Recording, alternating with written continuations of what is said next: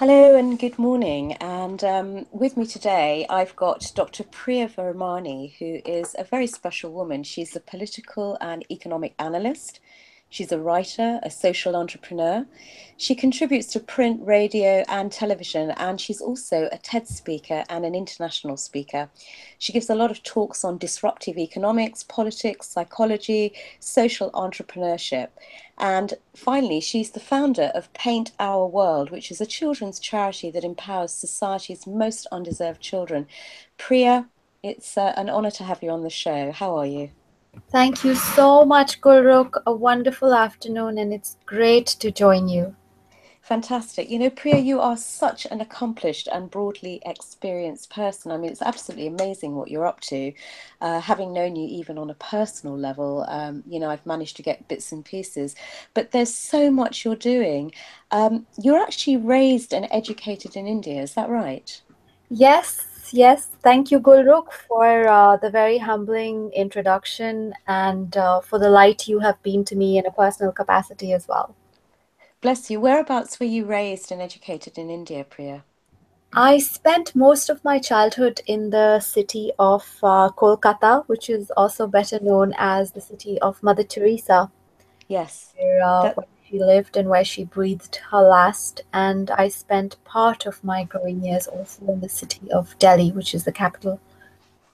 That's amazing. And you've obviously been operating out of London as well, because from what I know of you, you're sort of 6 months here and 6 months there. Tell me how you actually came to become a political analyst and a journalist, and how you actually came to operate out of London. Yeah, I came to London many years ago now. It's about 19 years ago to study. And as they say, the rest is history.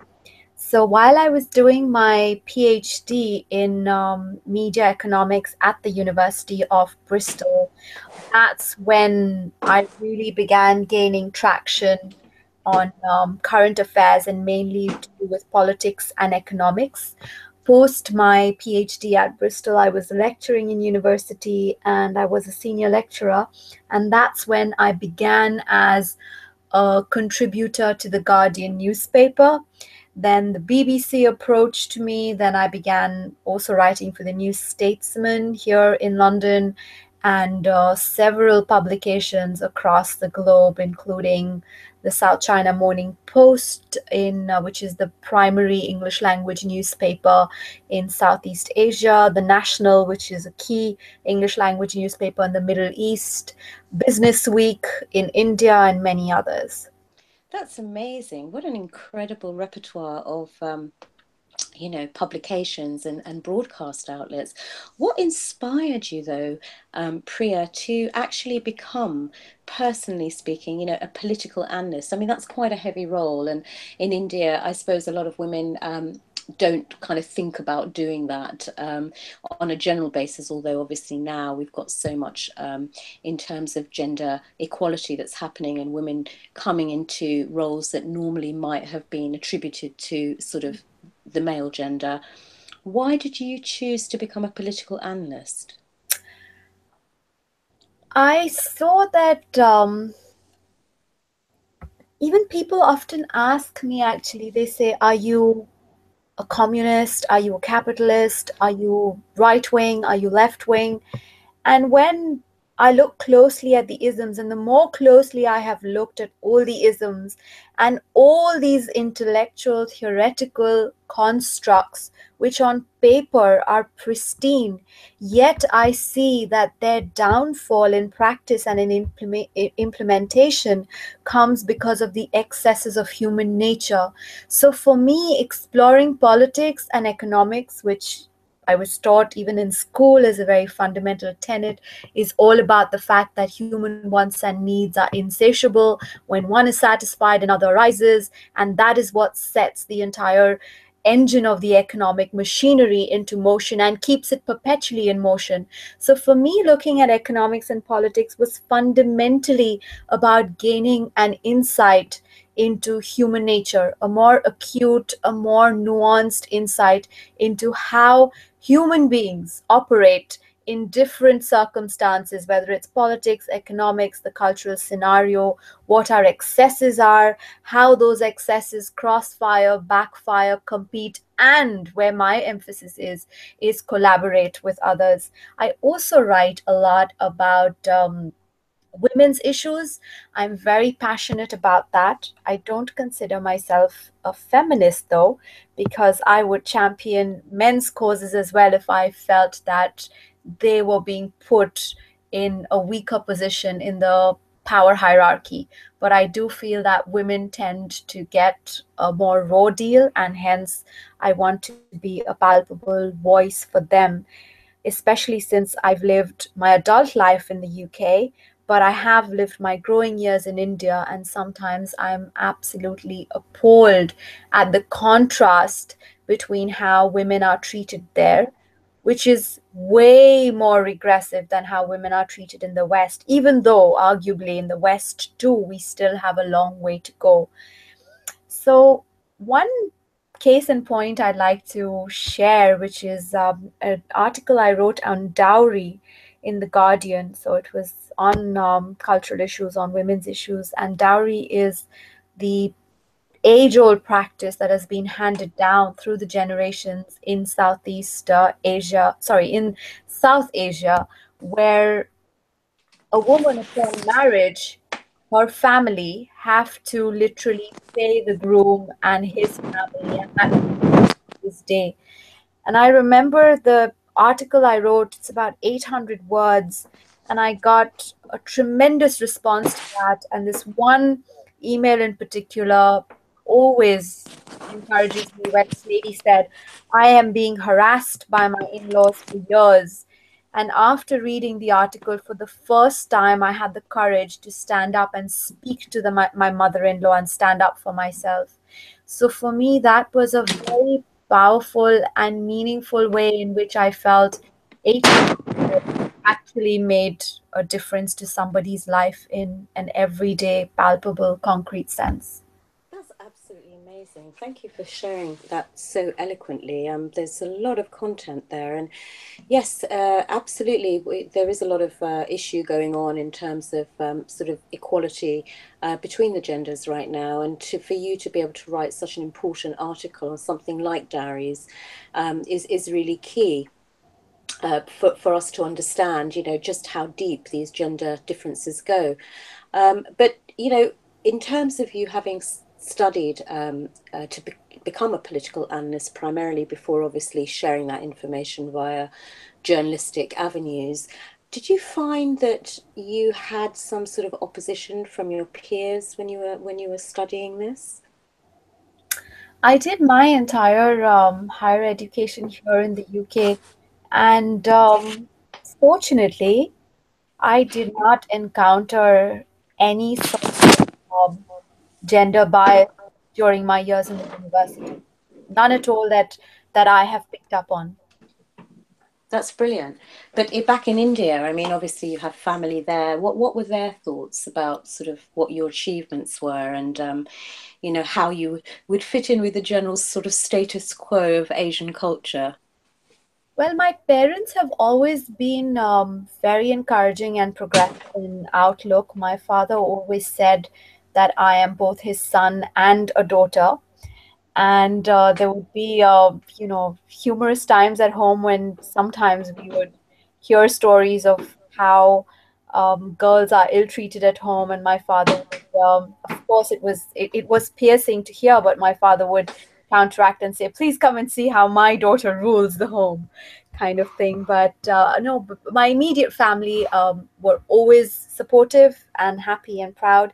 But yes, society at large and people at large, especially with the charity that I've set up, Paint Our World, have been very, very disparaging and derogatory in their comments and remarks, sadly. Oh, that is a real shame. I mean, what you're doing is such an important role in society, obviously sharing information that affects all of us, but also your charity, which is a really remarkable thing that you're doing.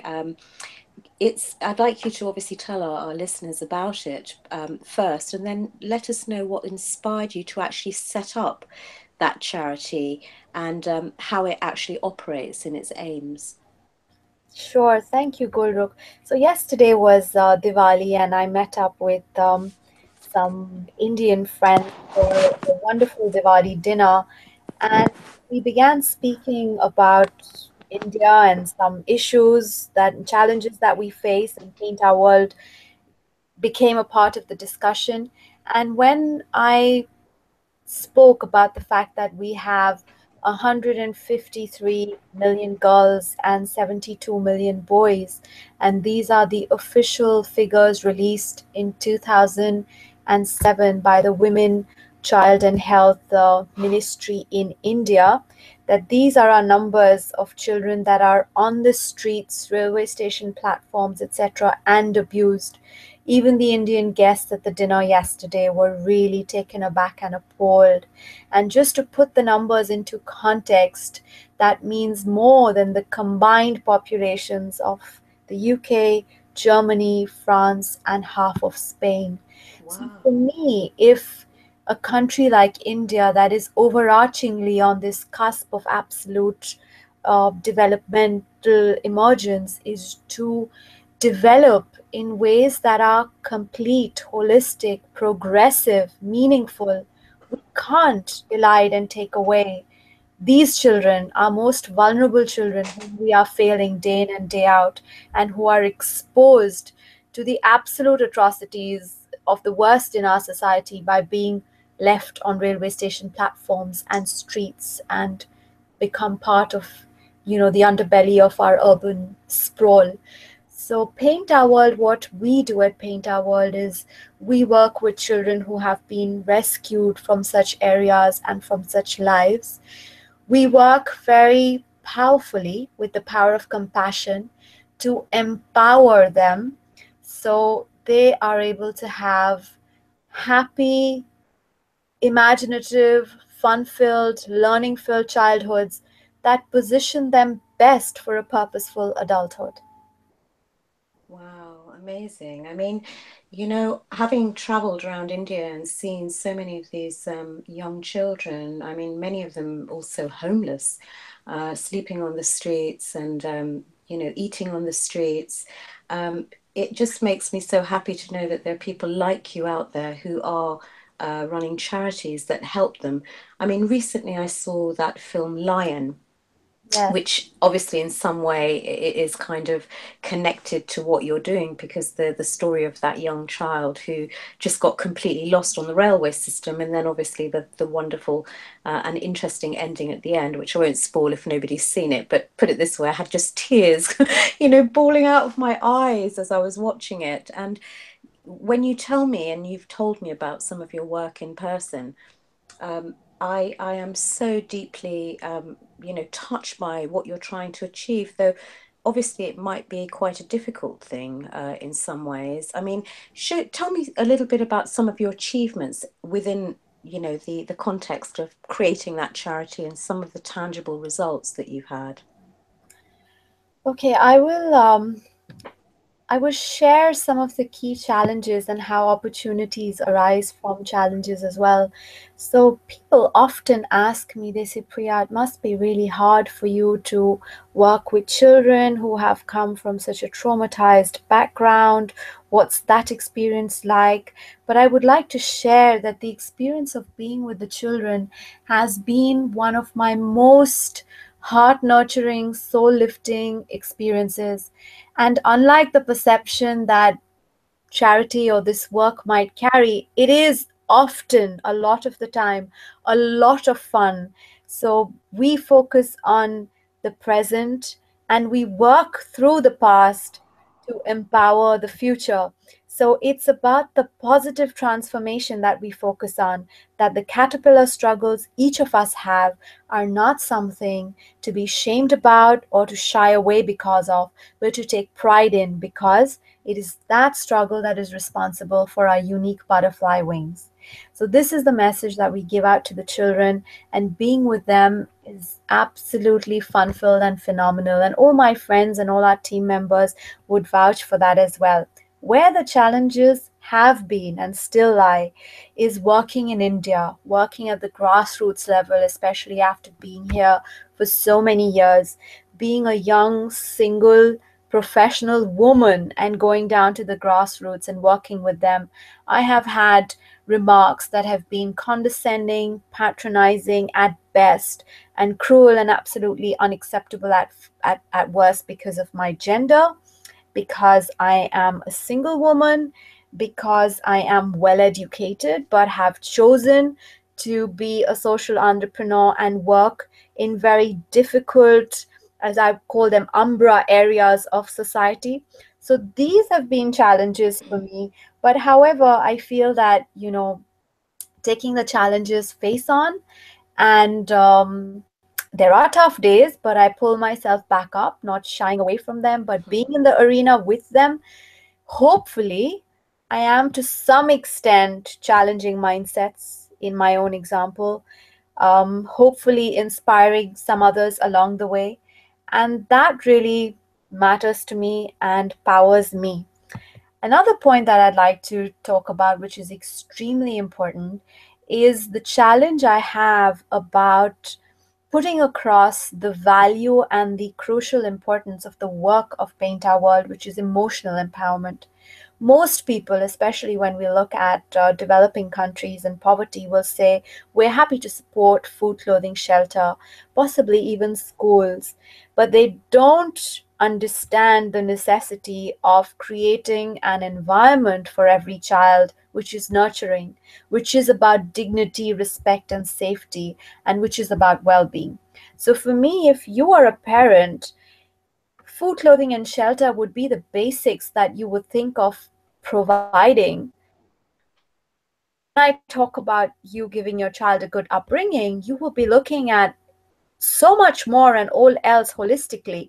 You'll be looking at their special events and activities, the kind of school they go to, the love and care you give them, the storytelling at night, the bath time, and all of that goes into nurturing a child to become his or her best self and a happy child and a happy self.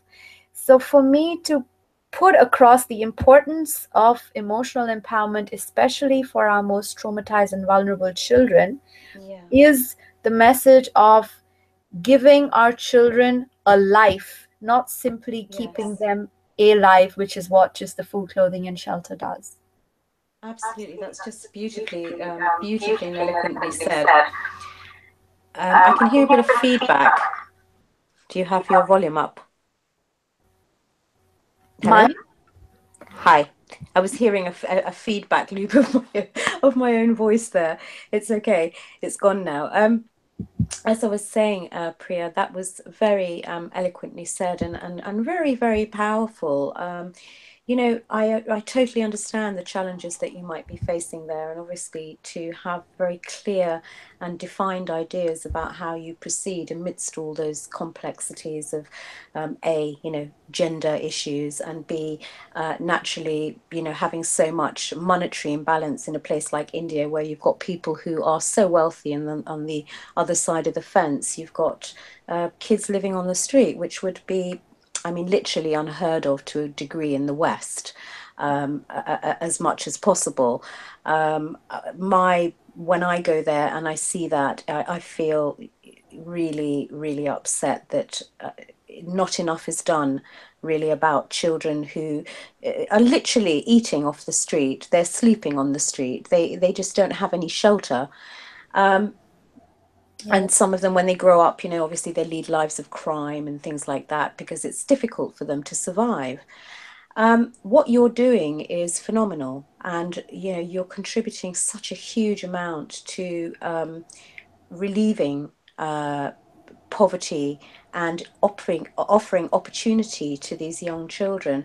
But what more could be done? I mean, in terms of your vision for expanding your charity, what is it that you're looking for that maybe the viewers can sort of connect with you later when you give your details and try to help you and offer maybe resources that they have that could help the situation?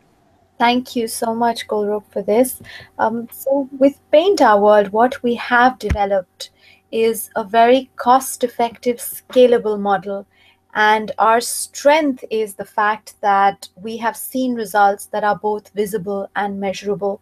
So Yeah. each of our children, I am humbled and proud to share, is today going to a good, if not an elite school in India.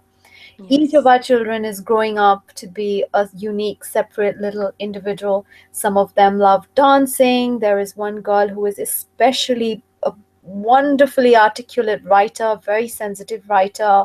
Yeah. I see we have one girl who is a phenomenal runner, and we're trying to encourage her as an athlete and see where that takes her. We have a little boy who is so good at baking. I think Jamie Oliver and his skill need to watch out. I love Uh, that. and he's doing taking special classes. So since I began Paint Our World as Yeah. a solo single initiative, I had to come up. I had to brainstorm and think and come up with a model that was affordable because I put my own funding to it. And what I would like to say is viewers can, people can, listeners can, supporters can join on board by sponsoring a child, and that costs £6 per child per month, which is Yes. probably the cost of a coffee and cake at the most in a cafe a Yes. month. And if you put that into perspective, it really goes into empowering and transforming a child's life who has not had any of even the basic necessities. Like my children come from deprivation of water, food, Yeah. health, sanitation, education, finance, parenting. So all round stressors, as we call them in psychological terms. I would Yeah. also love people to come on board with their areas of passion and expertise. Someone who's a graphic designer, someone who's maybe great at PR and marketing, at accounts. We require experts, we require professionals to come on board. If Yeah. they can give us even a few hours a week or a month, we are very flexible and happy to speak about that. So there are various ways in which people can come on board, not only with their money, but with their presence, with their stories. We love people coming and visiting our children as role models and as inspirations for them. I've recently had BAFTA award winning artists from the UK and the US who came and conducted workshops with the children, something that even I couldn't have dreamt of when I was growing up as a child. And it Sure. was such a treat for the children.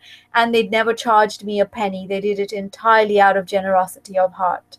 So there are various ways in which we can join hands, link arms, and collaborate that will go a long way to nurturing and empowering our children. That's wonderful. Absolutely. Today it's all about collaborating and ensuring that we all are able to share our skills effectively. Because really, one person being able to maybe add graphics to any sort of online project that you're doing could cost thousands, Yes. ultimately.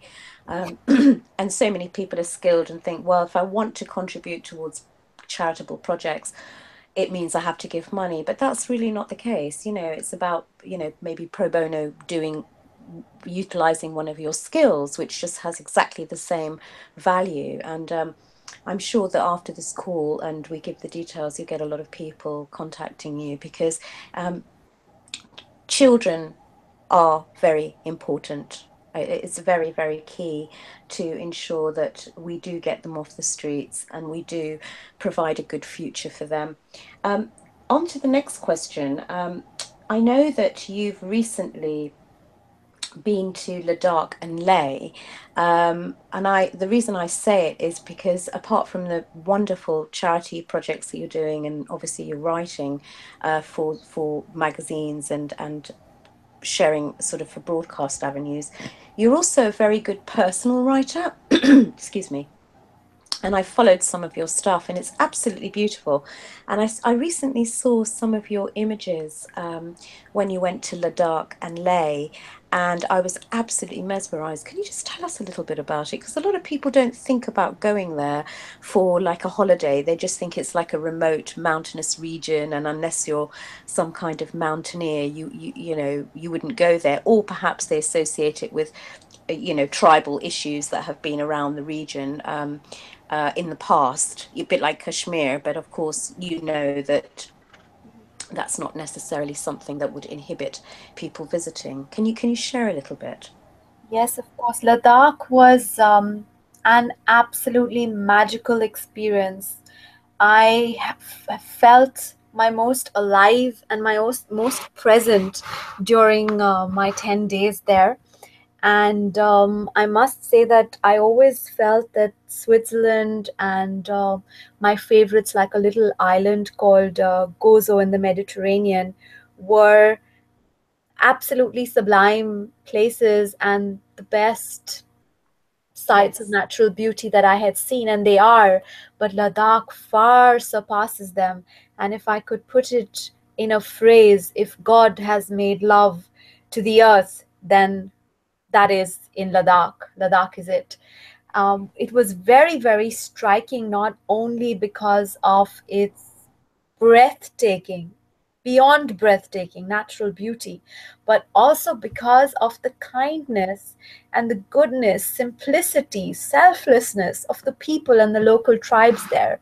I have yet to see communities living in such harsh terrain, inclement weather, very little arable land, but yet so giving, so innately happy and stress free. What was Oh, also very, very striking was meeting people, meeting communities and tribes where the women have multiple husbands. So it's one of the only places or the few places left on the planet where polyandry is still practiced. So it's absolutely normal for some of the tribes where the women have between 3 and 5 husbands each. oh my goodness. Um, so that was really, really, and Uh, when I spoke to them about it, of course, I did yeah, my research, and there are very concrete reasons because the arable land is very scarce. So this was encouraged in families so that there wouldn't be, divisions and subdivisions of arable land. The yeah. children, number of children born would be also controlled, etc. But when I was asking them, they often got irritated with me. It's like me asking you, why do you have only one husband? Why do you have only one husband? So for them it was so normal and it was their default. And the men said to Yeah. me, a few of them, one after the other, said, of course a woman has to have more husbands. One man can't take care of all her emotional needs and care for her. I love it. I love it. That's so interesting. We're sort of running a little short of time. It's amazing how when we get into conversation, time just completely scoots by. But just very briefly, because we literally have 2 minutes left now. Um, what I just want to ask you, first of all, is there anywhere in the world, Priya, that you haven't been yet that you would love to go? I mean, obviously, if money is no object and circumstances no object, if you could go somewhere for sort of a month now, where would you choose and why? Alaska and Antarctica, Oh, because wonderful. I just feel that I want to explore the absolute zeniths of the God made world and the frontiers of the God made world. And for me, Antarctica, with its just panoramas, natural scenery, the penguins, and Alaska, for me, they are the places that beckon my soul the most now. Oh, beautiful. I know I pretty much share that vision. I'd love to go to amazing places with vast landscapes. So we you never know, we might join forces. Also, Um, is there lastly, can you maybe give the details where our viewers can contact you if they need to, like a website or and an email address, which we will of course be posting when we do the social media posting. But if you could say it online as well, that would be great. yes, of course. Please reach out to us with the power of compassion. And our contact details, our website is www.paintourworld, all one word, .org. Our email is info@paintourworld, all one word, .org. We're on Facebook, Paint Our World. We are on Instagram as Paint Our World Power. We're on Twitter as Paint Our World. That's wonderful. And for just for the viewers to catch that, Paint Our World is spelled PAINT, and then Our, which is OUR, and then World, WORLD. So, Priya, it's been such a delight having you on here and just to hear what you're doing. You're a real inspiration to people, and certainly would love to interview you again further down the line to see what kind of developments have happened. But excitingly, we can see obviously changes happening from your work. And I personally, for one, I'm going to keep pretty much by your side and keep abreast of the stuff that you're doing, and happy to support you in any way. And you never know, we may go to Alaska together. Wow, thank you, Gulrukh, for a very powerful interview, and thank you for being an inspiring co-traveler to me. Oh, bless you. Have a lovely week, and look forward to connecting with you again, Priya. Many thanks. Powerful gratitude. Thank you. Bye bye. Bye.